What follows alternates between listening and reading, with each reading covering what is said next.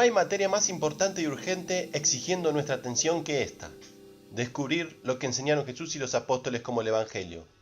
Creemos que el Evangelio está por todas partes en el Nuevo Testamento, directamente conectado a la salvación. Salvación significa ganar la inmortalidad en la resurrección futura y ayudar a supervisar en un nuevo orden del mundo con el Mesías Jesús como su gobernador. Hay fuerzas cómicas en trabajo que tratan de impedirnos comprender el mensaje fundamental de la salvación. En Lucas 8:12, Jesús describe brillantemente lo que sucede cuando algunos oyen el Evangelio bíblico. El informe de inteligencia del Mesías levanta la tapa sobre la actividad de lucha contra el Evangelio por parte de Satanás. Entonces el diablo viene y arrebata el mensaje, o sea, el Evangelio del reino, que se sembró en sus corazones, de modo que no puedan creer el Evangelio y se salven. Otro sistema devastadoramente destructivo, conocido como ultradispensacionalismo, audazmente proclama que el Evangelio del reino no es para nosotros hoy en día. Se afirma que contra la evidencia bíblica más llana que Pablo introdujo y otro y diferente evangelio para nosotros, el Evangelio de la gracia. Pablo, sin embargo, hace el Evangelio del reino idéntico al Evangelio de la gracia. Por este hecho, simplemente lea Hechos 20, 24, 25. Pablo aquí resume con claridad cristalina toda la carrera evangelio-predicación, que fue proclamar el Evangelio de la gracia de Dios, que a renglón seguido él dice que es la predicación del reino. La salvación, aprendemos, es adquirida por creer y obedecer el mensaje del Evangelio. La vinculación del Evangelio del reino y la salvación es evidente. Satanás pretende obstruir la creencia del Evangelio. Una estrategia abierta para él es quitar el Evangelio del corazón del creyente potencial. Otra forma inteligente de lograr su objetivo es distorsionar el mensaje. Pablo advirtió a los corintios que es muy fácil creer en un pseudo Jesús, un espíritu falsificado y en un evangelio falso. Si viene alguno predicando a otro Jesús que el que hemos predicado, o si recibís otro espíritu que el que habéis recibido, u otro evangelio diferente que no habéis recibido, bien lo toleráis. Los cristianos han de estar alerta a las instrucciones. Si no lo están, ellos caen en otros evangelios y otros Jesuses, por así decirlo. Hay un montón de esto y se puede llegar a ser muy atractivo. Otro Jesús, otro espíritu, un evangelio diferente. Pablo aquí suena el silbato sobre los métodos satánicos.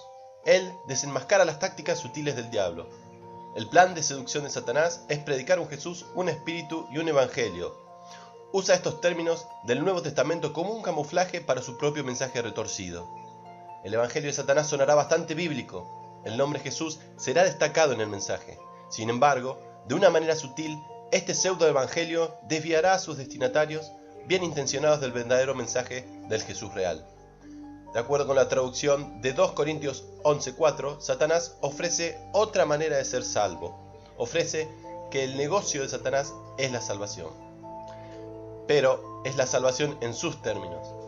La razón por la que los corintios estaban aún sin experiencia, como dijo Pablo, tolerando el pseudo-evangelio, era que no podían ver la diferencia entre la verdadera y las falsas versiones del Evangelio.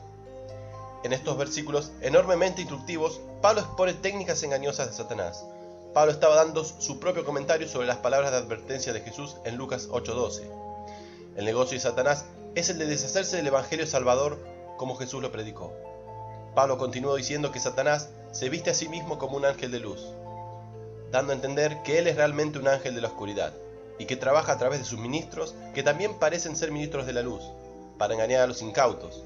Y no es maravilla, porque el mismo Satanás se disfraza de ángel de luz. Por lo tanto, no es extraño si también sus ministros se disfrazan como ministros de justicia. Nada alarmó o enfureció más a Pablo que la predicación de un evangelio distorsionado, y con buena razón. Un mensaje de salvación que es infiel a la enseñanza de Jesús y los apóstoles adormece inevitablemente a sus destinatarios en una falsa sensación de seguridad. Ellos piensan que han recibido a Jesús, pero el Jesús que se les presenta será una falsificación astuta del Jesús real, el único que puede salvar. Cuando Pablo encontró a Satanás en pleno trabajo entre los jóvenes creyentes a quien había llegado con el verdadero mensaje, corrió en su ayuda. Estoy sorprendido de que tan pronto estén dejando al que os llamó por la gracia de Cristo, para seguir un evangelio diferente, que en realidad no hay otro, sino que hay algunos que os perturban y quieren pervertir el evangelio de Cristo. Pero si aún nosotros, o un ángel del cielo, sugiere el ángel de luz, os anunciara un evangelio distinto del que os hemos anunciado, sea anatema. Cuidado con un evangelio distorsionado. La razón de las fuertes palabras de Pablo es clara. la aceptación de otro evangelio y otro Jesús, el pseudo Jesús por supuesto, que se ofrece como Salvador y Señor, no podía conducir a la salvación deseada, pero las víctimas de esa predicación estarían convencidos que habían llegado a creer en el mensaje de Dios. Ellos pensarían que estaban siendo salvados, cuando en realidad el verdadero mensaje de salvación había sido ocultado para ellos. Ellos habían sido víctimas de la política de Satanás, de la oposición por imitación.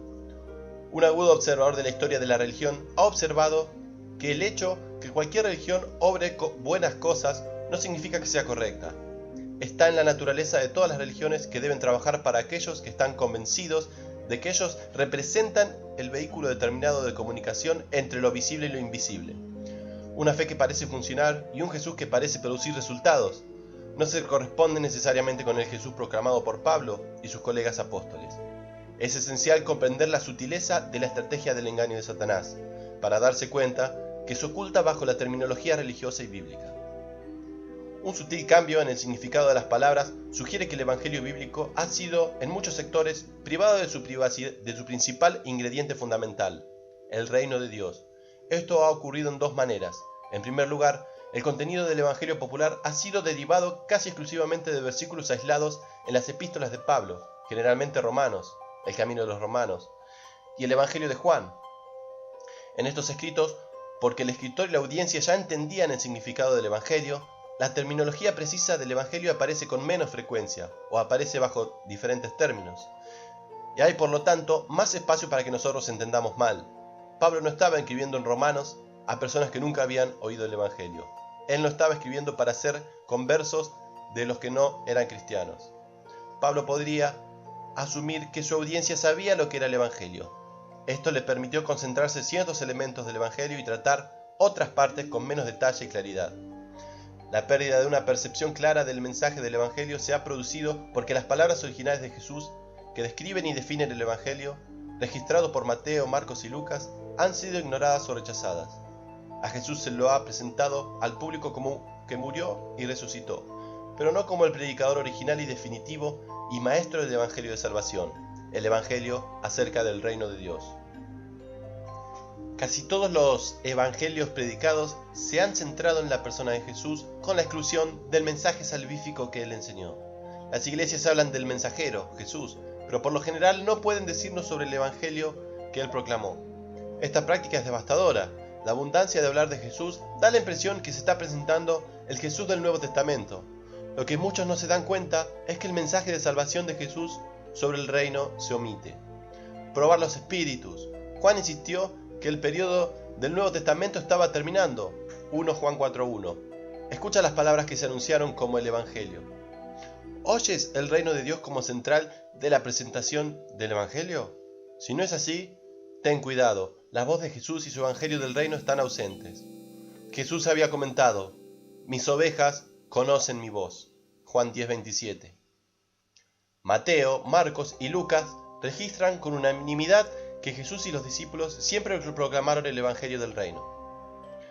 Marcos llama a este Evangelio el Evangelio de Dios. Se trata de un mensaje enviado por Dios mismo a través del portavoz Jesús, el Mesías prometido. Una vez que esta críticamente importante definición del Evangelio, el Evangelio del reino, se ha establecido, Mateo, Marcos y Lucas se refieren a ella por una especie de taquigrafía como la palabra, o Lucas de este crucial mensaje. La ecuación en su primer volumen: Él les dijo: tengo que predicar el Evangelio del reino a otras ciudades también, porque yo fui enviado para este propósito. Y siguió predicando en las sinagogas de Judea. Y aconteció que mientras la multitud se apiñaba alrededor y escuchaba la palabra de Dios.